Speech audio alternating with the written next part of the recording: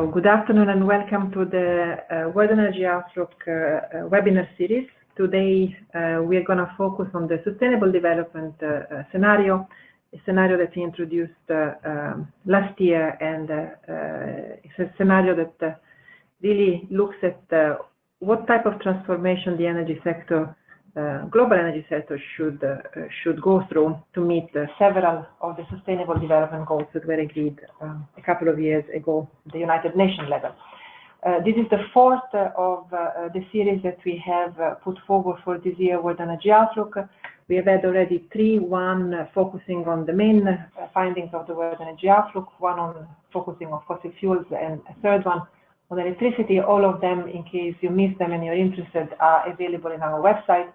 A website that I really invite you to look at, that for the first time is really enhanced and puts a lot of material available online with results, data, and key of our findings available for all of you to look at. So I really encourage you, while you are listening to us or later on, to go to our IEA/WEO website and explore both the data and all the thematic pages. So the data of this webinar is not anodyne.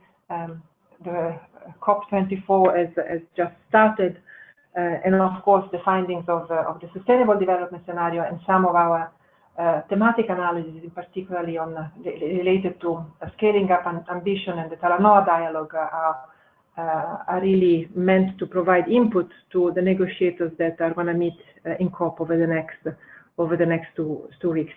So my name is Laura Cotti. I'm the Chief Energy Modeler at the IEA and co-lead the World Energy Outlook, and I'm here today with a few of the colleagues that really were leading this work this year. Here with me is Olivia Chen, who is leading our access work, Molly Walton, who is leading our energy and water work, and Andrew Prague, who's heading our climate change unit. Some of us will be at COP, so if you happen to have questions and you happen to be at COP over the next couple of weeks, please do not hesitate to come and see us. So we'll start just giving a bit of context about where the energy sector is heading today. We are following oil markets very, very closely, and what we're seeing is over the past few months, we have experienced a period of very, very high oil price volatility and strong uncertainty. And we do believe that this is not just a occurrence of a short period of time, is actually a new keyword for oil markets. We are going to be heading for turbulent times ahead with more and more oil price volatility and geopolitical uncertainty going forward. On the natural gas front, actually this is very much linked to energy transition, as China, in its fight against local pollution, has really pushed very strongly the natural gas agenda, especially for heating purposes, starting with cities on the coast and moving more into inner cities to make sure that heating and cooking needs are really fueled increasingly by natural gas and less by coal. And this has really already led to very significant improvements in air quality, but has also very dramatically changed and is dramatically changing as we speak global gas markets, in particular LNG.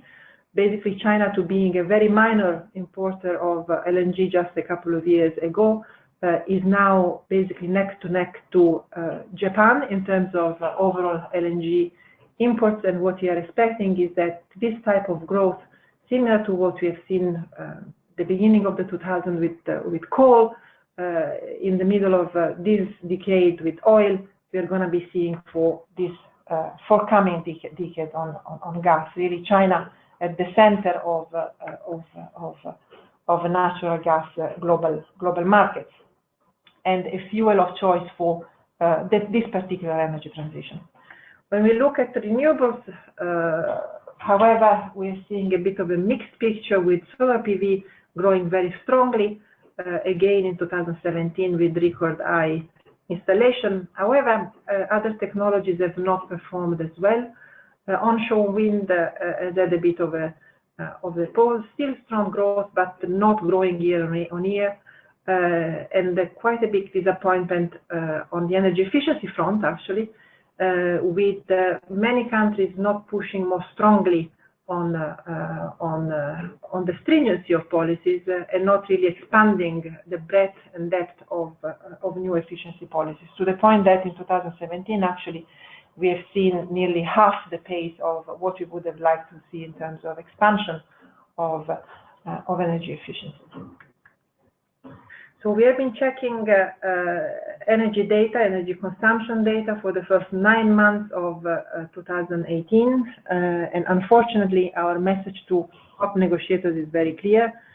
We are going to be expecting for 2018 a record high energy-related CO2 emissions, which will lead clearly to record high concentration and all the consequences of it.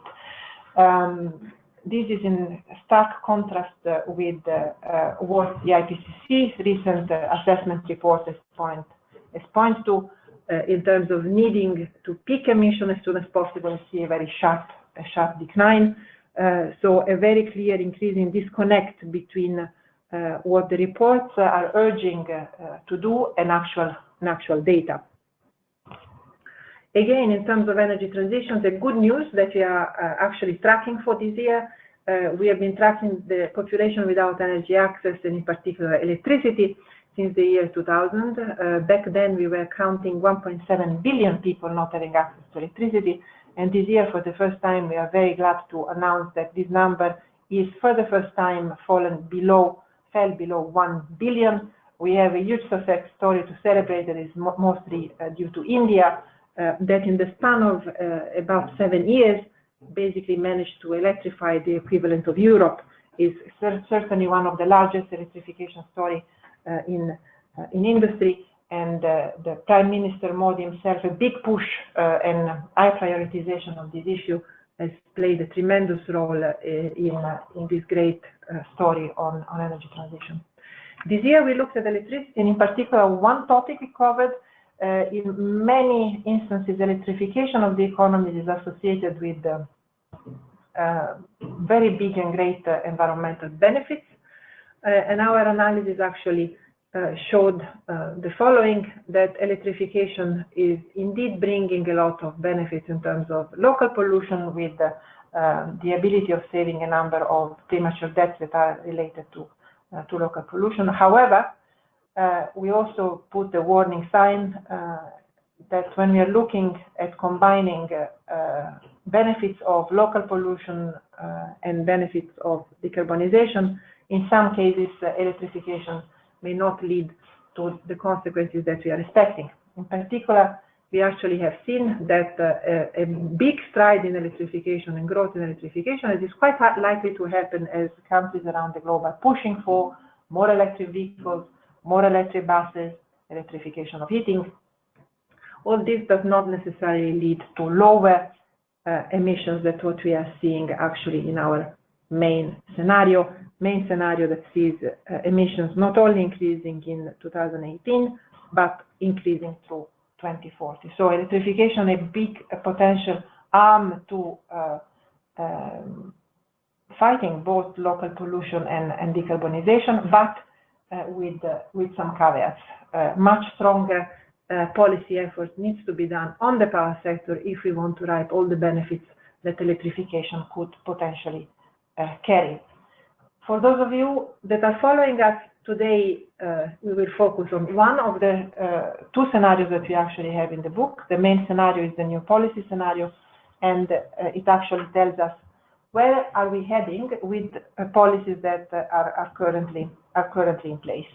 Our colleagues and myself will take you through what are the key findings, and in a very short one-liner, what we see is that the results of the new policy scenario are not in line with meeting Sustainable Development Goals for 2030. In particular, they are not in line in meeting the Paris Agreement.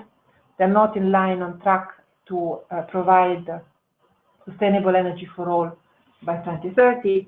And unfortunately, they don't bring significant benefits for what concerns air pollution in cities, where we do see actually an increase of premature deaths related to pollutants in our urban environments. This is the very reason why we have put forward a sustainable development scenario, which we introduced last year. The sustainable development scenario, first of all, looks at climate. And in particular, it looks at the emission trajectory in terms of energy-related CO2 emissions and beyond. If we look at methane, for example, and other emissions.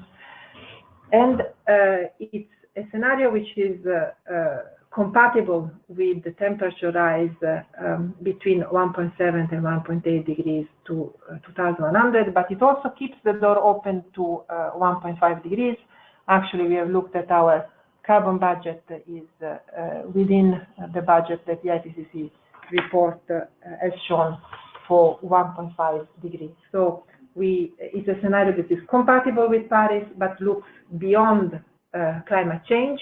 Climate change is, as you know, also SDG number 13. We look also at SDG number 7, in particular meeting and achieving universal access to energy. Two of the key components are electricity access, but also a topic that is often forgotten, which is access to clean cooking. And finally, a third aspect, which is good health and well-being, in particular, as I said, pollution in cities. Our aim is actually to look at, through the SDG lenses, what is a sustainable energy future. And this year, we have brought in a very important SDG, which is related to clean water and sanitation, and Molly Walton will take us through the key findings of this analysis. In particular, what you'll see here is that in our new policy scenario, by 2040, we still have people that are lacking electricity, mostly in Sub-Saharan Africa, and lacking clean cooking in Sub-Saharan Africa, but also in Asia. Olivia Chen will take us through what would be the strategies to make sure that we get to universal access to all by 2030 and what would cost us. We will also look at what are the benefits in terms of savings lives because of reduced pollution in cities, with cutting the number of premature deaths by half compared to what we see today. And finally, a trajectory that is fully compatible with the Paris Agreement. Before giving the floor to Olivia to take us through the findings of our sustainable development scenario related to access to energy, just to say and reminder for all of you that the International Energy Agency is a co-custodian of a number of sustainable development goals, in particular those related to energy efficiency, renewables, and Olivia will now take us through the findings on electricity and clean cooking access. Olivia, the floor is yours. Thank you, Lara. As Lara mentioned, electricity access is one component of SDG 7.1, and in a sign of great progress, over 120 million people worldwide gained access to electricity in 2017. This means that, for the first time ever, the total number of people without access to electricity fell below 1 billion, and this is important progress towards SDG 7.1 to ensure universal electricity access by 2030. As Lara also mentioned, India has been leading this progress. Thanks to a hard push from the government, electrification reached every village in India in April 2018, and India is well on track to reach electrification for every household by the early 2020s. Many other Asian countries have also seen significant progress, including Indonesia and Bangladesh. However, Sub-Saharan Africa's population without access to electricity remains at 600 million, totaling 57% of the population. Some countries are pursuing ambitious progress. Kenya is fulfilling their last mile connectivity project, which aims to deliver universal access by 2022. And in Ethiopia, we see that electricity now reaches 45% of the population, compared with just 5% in 2000. But 15 countries in this region still have access rates below 25%. Under the current and planned policies of the new policy scenario, we are not on track to reach SDG 7.1. By 2030, 650 million people are still without electricity access. Many of the developing countries in Asia, Latin America, North Africa, and the Middle East are well on track to reach 95 to 100% access by 2030. But the successes elsewhere mean that the problem becomes even more concentrated in sub-Saharan Africa. By 2030, 9 out of 10 people without access are going to live in this region, and this is because the rate of providing access fails to keep pace with population growth. To reach universal electricity access by 2030, we will need to see capacity additions for energy access be stepped up to 23 gigawatts. And our analysis shows that decentralized renewables, particularly solar PV, are the most cost-effective solutions for around 3/4 of the population that need electricity access. This is especially true for rural communities. Now, turning our attention to the second component of the SDG target 7.1, which aims to provide universal access to clean cooking by 2030, we see that progress lags much more for this target. As Andrew will come back to later, universal access to clean cooking is instrumental in eliminating smoke from cooking, and therefore reduces premature deaths linked to household air pollution by around 70% compared to today. As of 2017, nearly 2.7 billion people lack access to clean cooking facilities, relying on biomass, coal, or kerosene as their primary cooking fuel instead. Developing Asia is home to around 65% of the global population without access, which is 1.7 billion people. 5 times more people lack clean cooking access in this region than access to electricity. Progress has mainly been attained in India and China. In India, a high-profile government scheme provided 50 million free LPG connections to lower-income households. And in China, natural gas infrastructure development has been helping to reduce the reliance on biomass and kerosene. The challenge remains acute in sub-Saharan Africa, where only 17% of the population has clean cooking access. And this is creating a major concern with deforestation caused by biomass collection. Looking ahead, the new policy scenario, we again do not see universal access by 2030. Developing Asia will host the largest population without access by then, and in sub-Saharan Africa, progress struggles to keep pace with population growth. Projections for the SDS emphasize the increase in pace necessary to achieve universal access by 2030. If there is a policy lesson that can be learned from recent success stories, we see that most of the progress has involved targeted government support for clean cooking fuels. Making clean fuels affordable is key, as it's difficult to motivate people to give up a free fuel, which biomass typically is in rural areas. Notably, though, collecting biomass comes with a significant opportunity cost of time spent gathering fuel, a burden that disproportionately falls on women who are responsible for household chores or fetching fuel wood in many cases. And this limits their time for education and other economic activities. This is why achieving SDG 7.1 can also play a critical role in empowering women, an ambition that is articulated by SDG 5. Progress on both fronts can be achieved by, first of all, considering gender when designing fiscal policies, for example, fuel subsidies. India, in this high-profile government scheme mentioned earlier, specifically targeted poor women in providing LPG cooking. It is also important to involve women across the energy access supply chain, and this has been shown to improve community confidence and encourage the uptake of solutions. The most affordable means of achieving clean cooking varies by region, but overall, LPG is the most cost-effective means to access clean cooking more than half of the time, and in most other cases, we see a move to improved and more energy-efficient biomass cook stoves. In considering how the different goals of the Sustainable Development Scenario interact with each other, we have a surprising finding that providing universal energy access doesn't need to increase global greenhouse gas emissions. To explain this, Increasing the number of people who have access drives up energy demand and its related CO2 emissions. CO2 emissions come from both electricity access, which are here heavily weighted towards grid connections because most of decentralized connections are coming from renewables, and also from clean cooking, which is the LPG square on this slide. However, clean cooking solutions replace the traditional use of biomass, which then reduces the methane emissions that come from the incomplete combustion of solid biomass in inefficient cook stoves.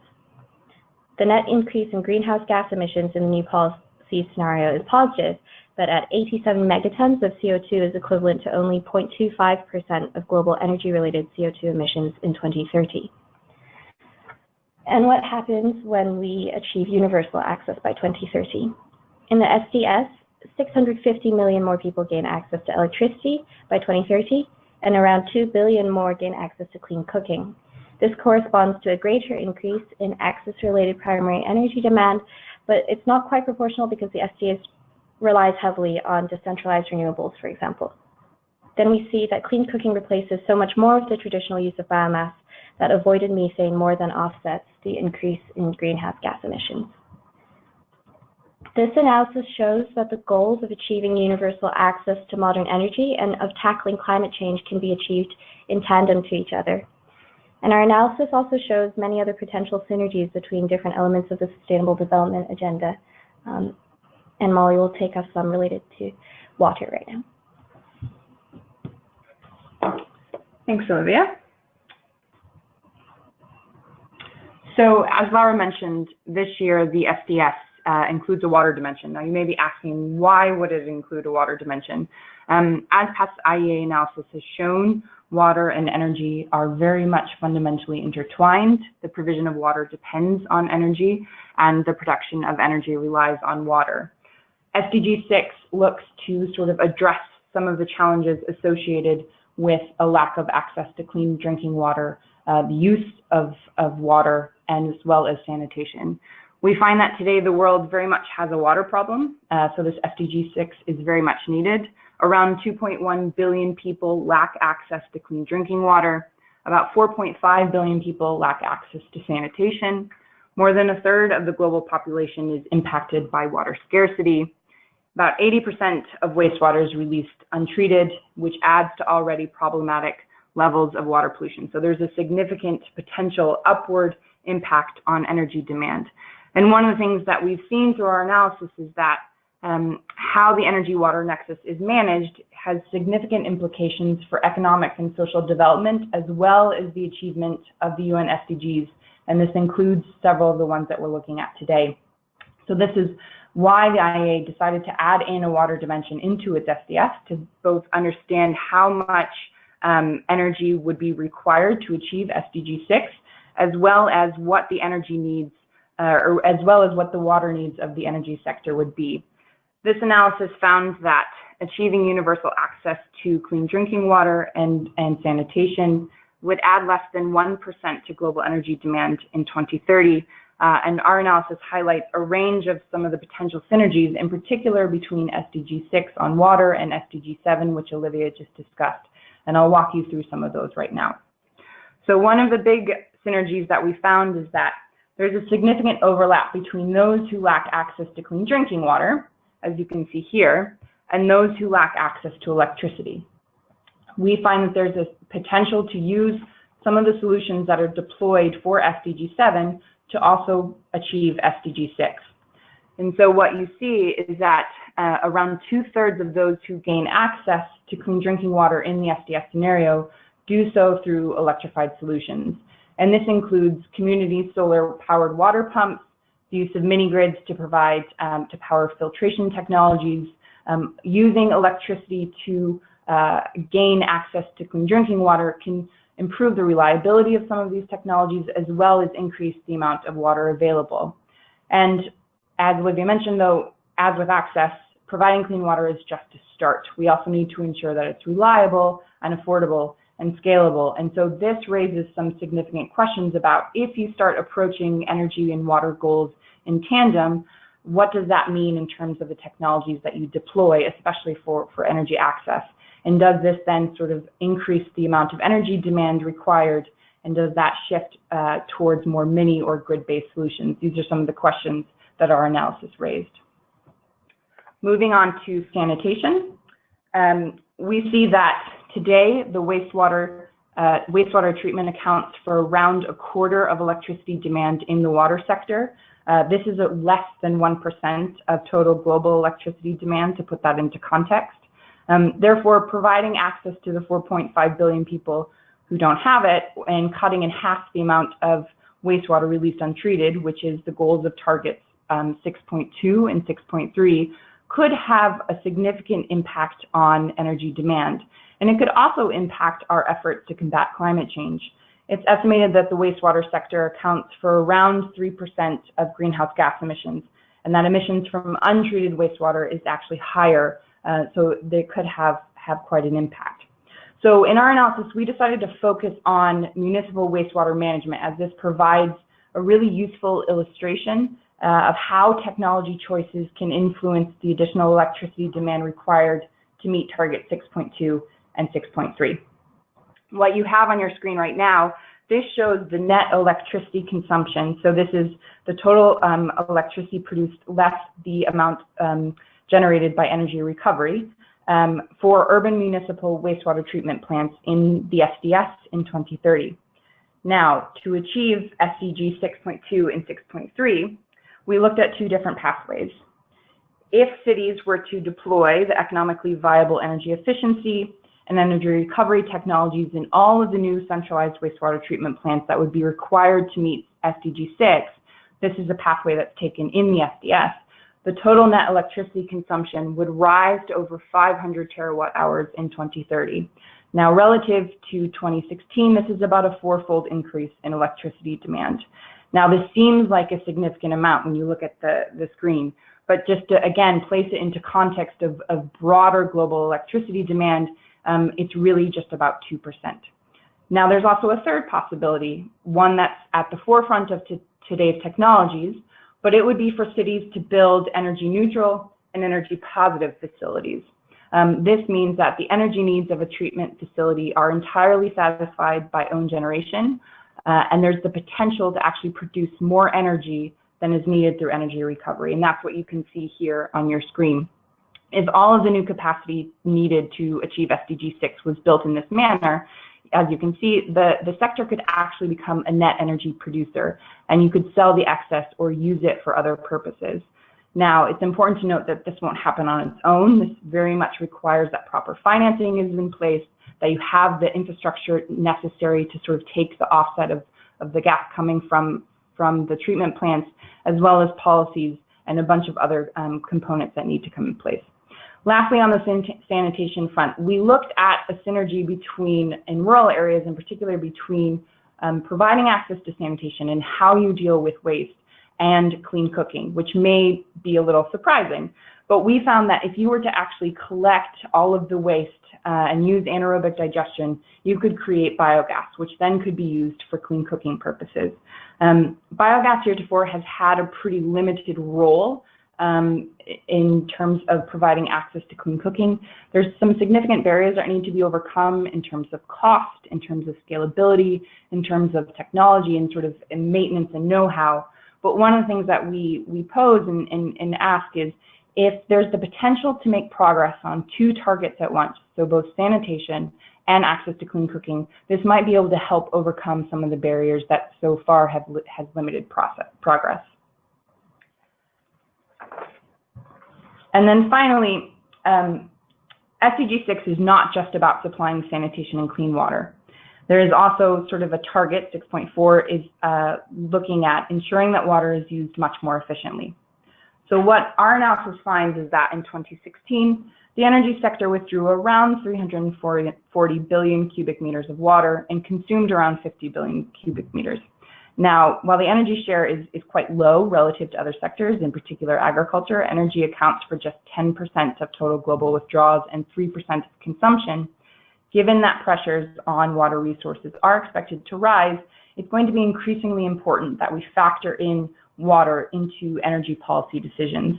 And I think IEA analysis that we'll discuss now really underscores this point. So what you see now is sort of 3 different scenarios and the water use that comes from that.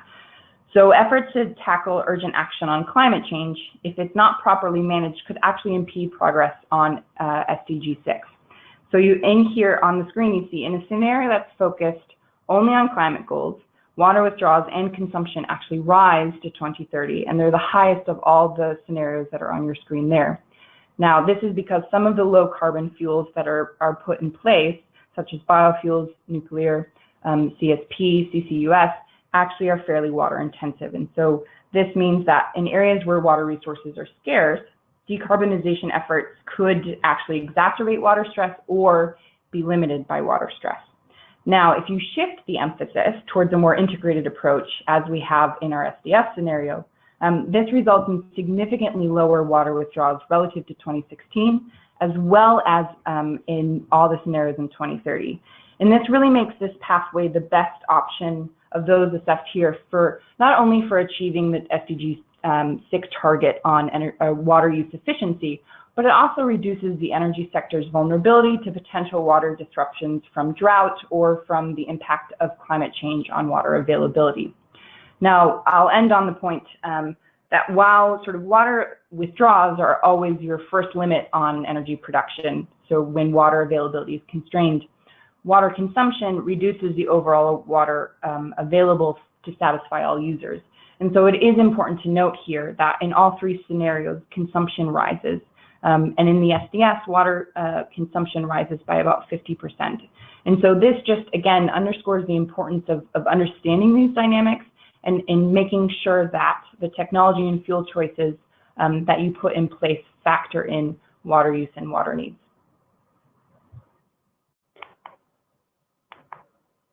Thank you very much, Molly. Now turning back to the question of tackling climate change.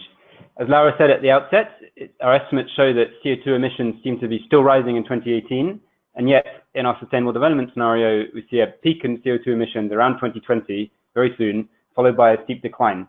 So what is it that can be done to get us back on track towards the trajectory of the sustainable development scenario in line with what's required by the Paris Agreement?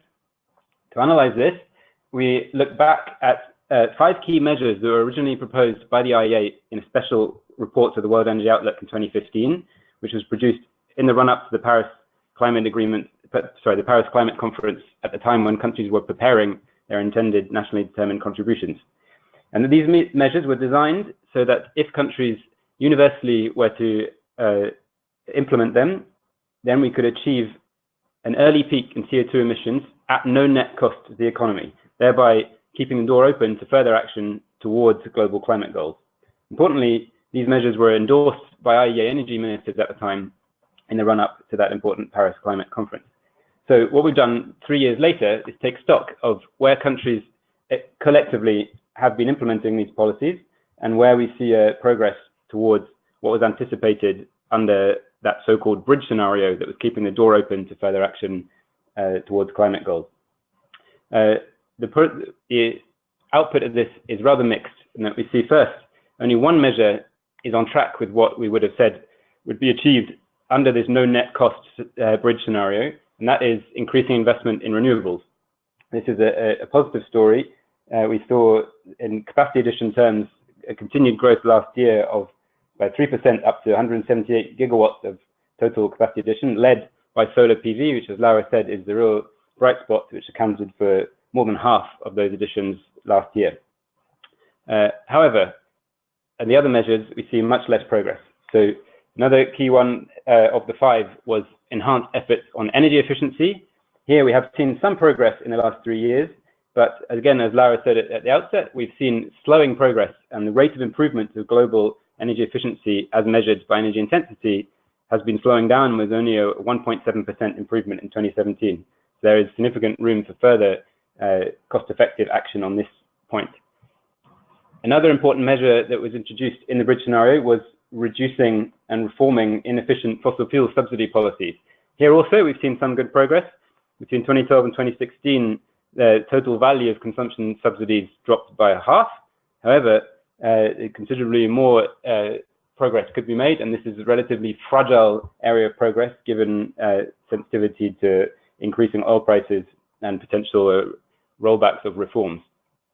The third area here, which we've marked as yellow progress, is the importance of reducing the generation from least efficient coal-fired power plants.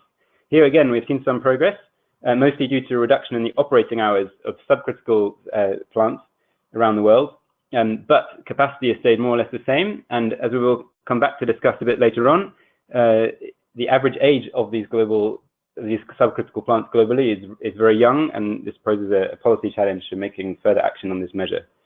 The last of the 5 measures was an important area of reducing methane emissions from the upstream oil and gas sector. And here we actually see negative progress against our measure, in that emissions of methane from the sector have continued to rise in line with production, even though IEA has identified significant cost-effective opportunities for reducing those emissions. And in fact, in this year's World Energy Outlook, we have some extensive new analysis looking at these opportunities for reducing methane from the oil and gas sector, although we won't be discussing it today.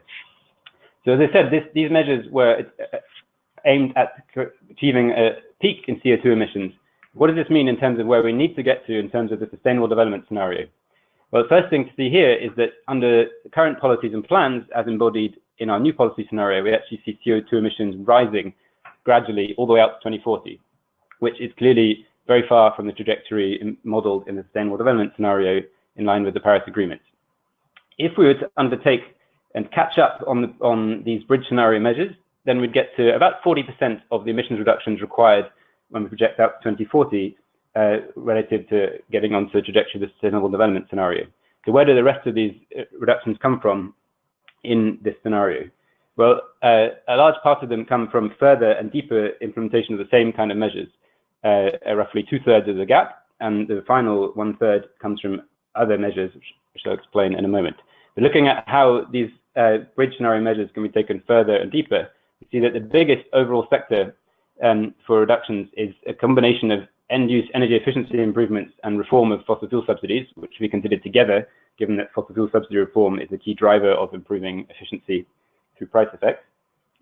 We see the next biggest category, and one which goes considerably further than what was calculated as no net cost in the 2015 analysis, is a combination of electricity sector measures, including renewables and reducing least efficient coal-fired power generation. And this further deeper action is a clear indication of how the calculation of no net cost varies over time, as we see falling technology costs, for example, in renewables. Reducing upstream oil and gas methane emissions remains an important factor all the way out to 2040, with opportunities there. And then, as I said, the final third of the gap, or 20% of the total, is other important measures that go beyond what was identified of the types of measure in the bridge scenario. And this includes notably reinvigorating the contribution of nuclear power globally to low carbon electricity generation, and a quick ramp up of carbon capture, utilization and storage across industry and also in power generation. Now, achieving these extra reductions may seem extremely challenging, but what our analysis does show is that there are very interesting synergies between the different development objectives. So Olivia already touched on the interesting finding that electricity and clean cooking access can be achieved without increasing GHG emissions. Here we look at synergies with another important aspect of the sustainable development scenario, which is reducing emissions of air pollution. As Laura said, air pollution is a critical energy-related policy measure, and as we look forward under our new policy scenario, we see emissions of all the main pollutant categories, nitrogen oxide, sulfur dioxide, and fine particulate matter, reducing gradually over time. However, these reductions are far from enough to reduce the very severe health impacts of air pollution. And in fact, under the new policy scenario, we see premature deaths linked to outdoor air pollution rising from nearly 3 million today per year to almost 4 million per day by 2040. In the sustainable development scenario, all three of these pollutant categories reduce sharply over time, with the result that we see much improved numbers of premature deaths related to pollution. The question is, how are these reductions achieved in this scenario? What policies are driving them? And what does this mean for countries who are particularly interested in reducing air pollutant emissions? Well, interestingly, a large part of these air pollution reductions are actually driven by measures towards reducing CO2 emissions, which we consider low carbon measures, such as renewables, energy efficiency, and reducing coal-fired power generation. For nitrogen oxides, more than half of the air pollution reductions are driven by those measures, rather than measures specifically aimed at air pollution, such as end-of-pipe solutions, filters, scrubbers, and so on. For nitrogen oxides and sulfur dioxide, most of the remainder of the reductions are driven by those air pollution measures. But interestingly, for particulate matter, almost half of the reductions taken globally across all sectors are due to policies stimulating universal energy access. And this is because, as Olivia said, fine particulate matter taken globally, particularly caused presently by use of biomass for cooking over traditional stoves, which has severe impacts for indoor air pollution. So the key message here is there are interesting synergies between not only access and climate change, but also air pollution and climate change. Turning now to what this sustainable development scenario would actually look like in terms of transformation for the energy sector. First thing to say here is that this scenario can be achieved with relatively little increase in overall investments relative to what we see under the new policy scenario. About 13% cumulatively more capital investment, and most of that is in fact on the demand side of the energy sector, so energy efficiency, switching to electric vehicles and so on. And the supply side of energy actually retains relatively similar investment under the sustainable development scenario. What does this mean in terms of different technologies? Well, here we look at a number of key technologies and how we see them growing under the new policy scenario and current policies and plans, and then what's more needed under the sustainable development scenario.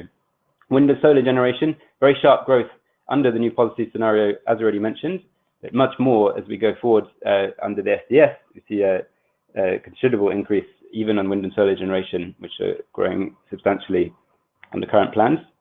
Under electric vehicles, here we look at just the electric car fleet. And again, very substantial growth under new policy scenario, rising from about 3 million vehicles globally today to over 300 million in the new policy scenario. But when we look at the sustainable development scenario, far greater increase in electric cars, up to about 950 million by 2040, with significant implications for electricity generation and infrastructure for electric cars.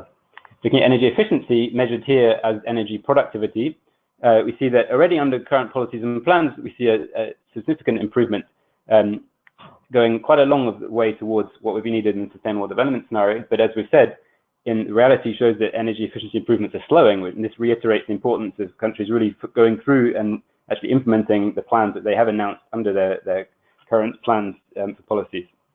The last two sectors to cover quickly here relate to fossil fuel infrastructure and use. So here we see the importance of carbon capture, utilization and storage, which we see almost very small deployment so far in 2017, and in the current policies and plans, relatively little growth up to 2040, relative to a substantial contribution required under our modeling sustainable development scenario. Just it goes to reiterate the importance of the policy push to accelerate the deployment of carbon capture, utilization and storage across the industry and power generation sectors in particular.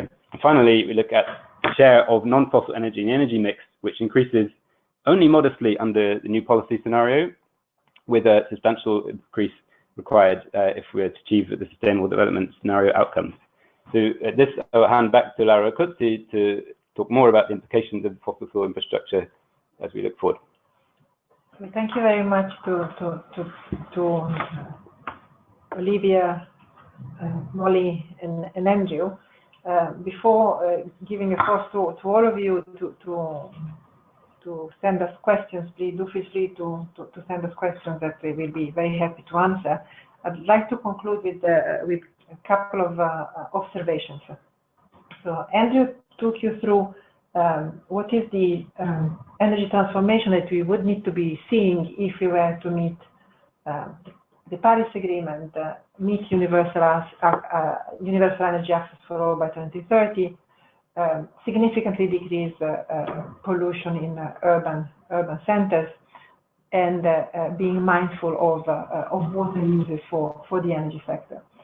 A lot of the discussions that we hear and follow, in fact, focuses mostly on what do we build new and what is this that we build new, how does it have to be compatible with meeting the sustainable development goals.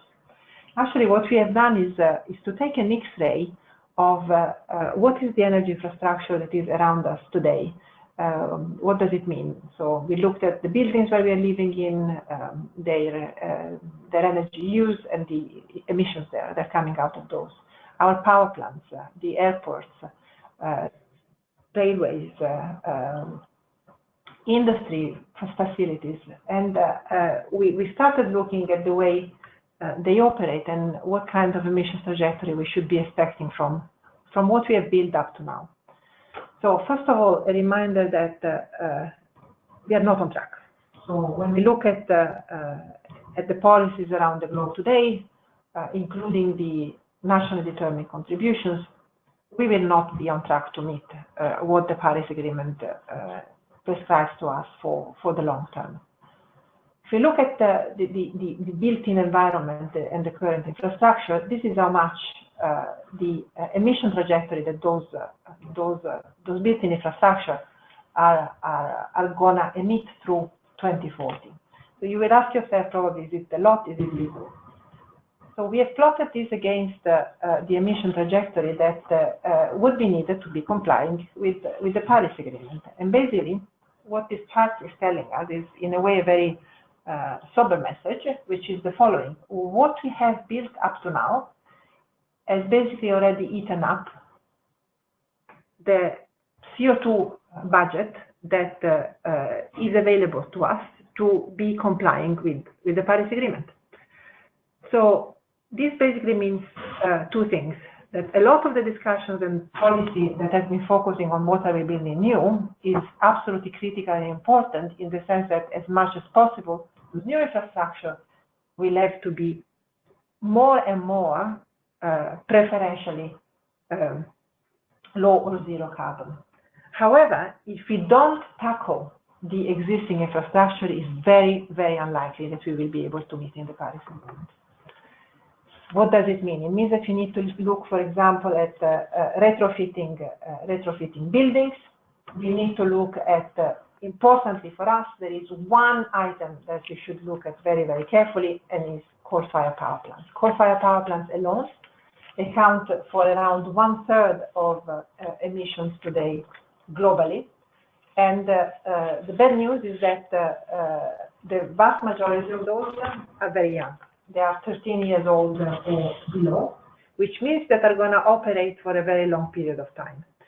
So an increased focus on the way how we operate existing infrastructure, and in particular carbon capture, utilization, and storage, hydrogen to be put in our existing gas pipeline infrastructure, and every form of innovation that manages to use existing infrastructure, but in a more, much more climate-friendly way, is going to be a must if you want to meet the Paris Agreement. And that's why it's last week that our executive director co-hosted with the UK minister a ministerial meeting on carbon capture, utilization, and storage, the second that the IEA organizes, with a commitment to actually move forward next year to give really a big push to this technology that seems to be an essential part, albeit very slow in deploying, if you want to meet with Paris.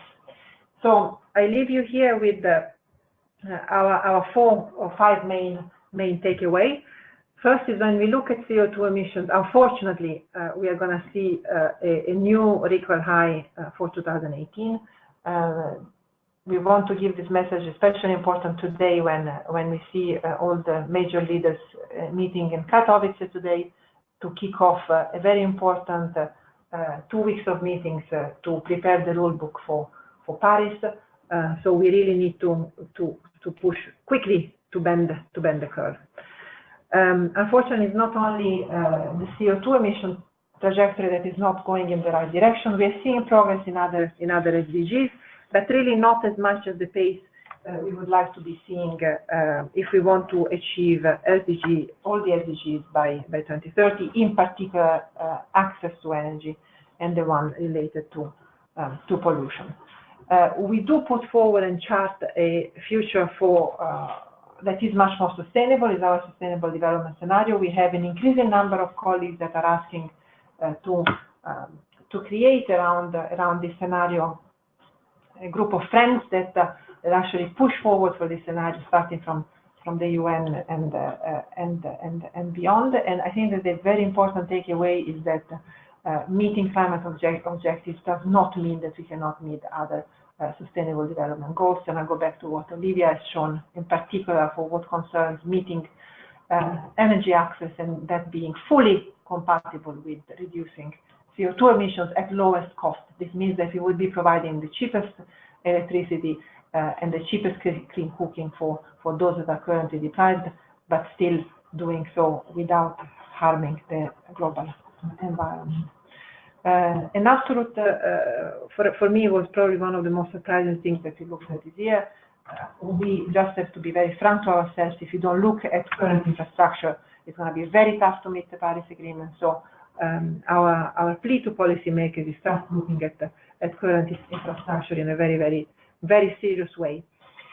And finally, the deep dive on water that we undertook this year, with the very good news that Molly gave us, which is actually, if you look at integrated approaches, you can minimize the impact on water and still meet other sustainable development goals. Before turning to the questions, I would like to really thank the entire IEA we are modeling team for the tremendous work that they have been doing very diligently and hard working to bring this scenario again to completion. But I would also like to acknowledge and thank several groups that have worked with us very closely, in particular Marco Saman team at IASA, Ignacio Arriaga at MIT, the group in Milan Polytechnic led by Ms. Colombo, and at KTH in Sweden by Mark Howes and Francesco Fusomerini, with whom we worked throughout the year to do this analysis. I will take now a couple of questions here in turn before closing in about 6 to 7 minutes. The first question would really be for Olivia Chen, and would like to ask her, one of the colleagues is asking, what are the best strategies for providing universal access? What is your key message in terms of, especially for what relates electrification? What is the type of fuel mix that you find the best and the cheapest? Is the renewable cost reduction change your views in terms of best way forward? Thanks, Laura. The least expensive way that we find in the SDS to achieve universal electricity access in many areas is renewable energy sources, thanks to the declining costs of especially small-scale solar PV for off-grid and mini-grid electricity. Wind and hydro are next in line, but we're talking really about almost 15 gigawatts of solar PV for access. And this corresponds to an annual average global investment of about $52 billion from now until 2030, almost double the amount that we see in NPS. Approximately 2/3 of this would need to go to the construction of new power plants, and then the other third to the build out of transmission and distribution networks, a lower proportion because there's heavy reliance on off-grid connections. Thank you very much, Olivia. So we have another question which relates to the SDS being compatible with the Paris Agreement, and in particular with the temperature, with the long-term temperature increase. I'd like kindly Andrew to take this one. Sure. So the question relates to how the SDS compares with scenarios in the recent IPCC report on limiting global warming to 1.5 degrees, and the chart that we showed showing the trajectory of the SDS up to 2040 relative to scenarios projecting a 1.7 to 1.8 degree temperature outcome. Well, as we showed in that chart, our scenario as far as 2040 is at the lower end of the scenarios in the latest database from the IPCC, from the 1.5 degree report, relating to that temperature range of 1.7 to 1.8 degrees. And in fact, what we show on our website is that when we look at the scenarios from that IPCC database that go even to more stringent temperature outcomes, such as 1.6 degrees and towards 1.5 degrees, that this sustainable development scenario stays within the envelope of those scenarios out to 2040, showing that we are within that window of those scenarios. And what comes down to, from a policy perspective, is this dichotomy of rising emissions in 2018 and an early peak in emissions by 2020, and the urgency of that question remains the same amongst this portfolio of scenarios that we compare ourselves to. So we maintain that message on the importance of increased policy action in the short term. Thank you, Andrew. We have now a question for Molly. You say water and energy policy making needs to be integrated to avoid stress points. Can you elaborate further? Sure, that's a great question. I mean, I think it's very clear, right, the benefits that come from an integrated approach. We can see that already with the SDS having the lowest amount of withdrawals relative to the other scenarios, that looking at sort of a more complete picture and a more integrated picture can have benefits. When we started doing this analysis, we also saw that doing that and taking that approach also produces significant synergies, and thinking about them in a coordinated way could allow you to achieve multiple SDGs at once. And so there's opportunities to achieve both access to clean drinking water as well as access to electricity. You know, taking that approach also allows you to potentially provide sort of a new fuel for clean cooking. And there's several other sort of solutions that can also and should be sort of thought about in terms of what an integrated approach would look at. This is sort of co-locating water and energy infrastructure, thinking through some of those, utilizing the energy embedded in wastewater. This is something we didn't talk about as much, but something we looked at extensively in past international, or in past World Energy Outlooks, is that you can actually produce a lot of energy from the wastewater depending on the policies and technologies you put in place. And as we saw, you could actually move the wastewater sector to become energy neutral. I think it's also important to think through what sort of water sources we're using and what the ability of shifting away from freshwater resources towards alternative water sources could be, especially in the energy sector.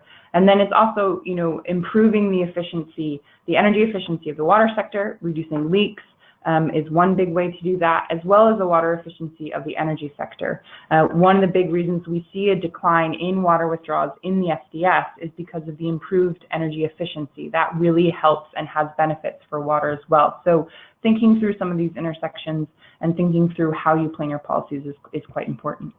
Thank you very much, Molly. I'll turn another one to Andrew. In particular, we are asked about the viability of deployment of CCS in nuclear and their effectiveness vis-a-vis other technologies. In the meantime, I'll bring back our chart that shows how our scenario compares to the IPCC scenario, so that people can see how we compare in terms of long-term temperature increase, and a reminder that our scenario runs to 2040.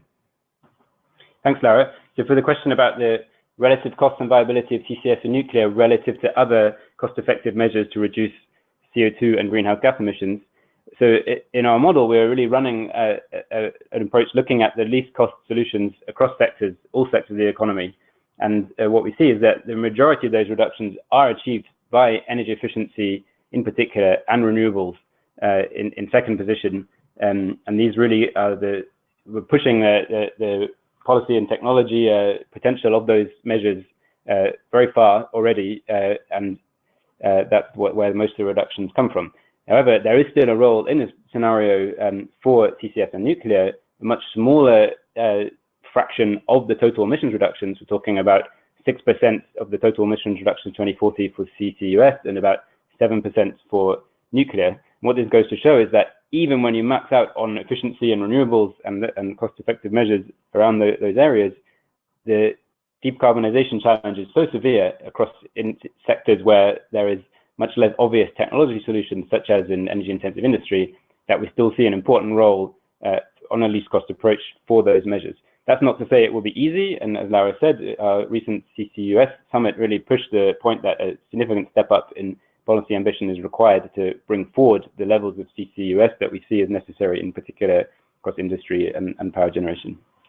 So with this, let me thank once again Olivia, Molly, and Andrew for the presentation today.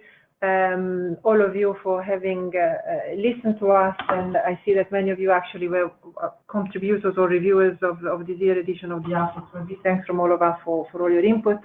Once again, if you happen to be in Katowice, Andrew will be there with a big delegation from the IEA. Please do come and say hi, and we'll be happy to follow up with some questions. Sorry, we didn't manage to answer all of the questions that you sent us through today. We'll try to do so via email on a one-to-one basis. Thank you very much once again.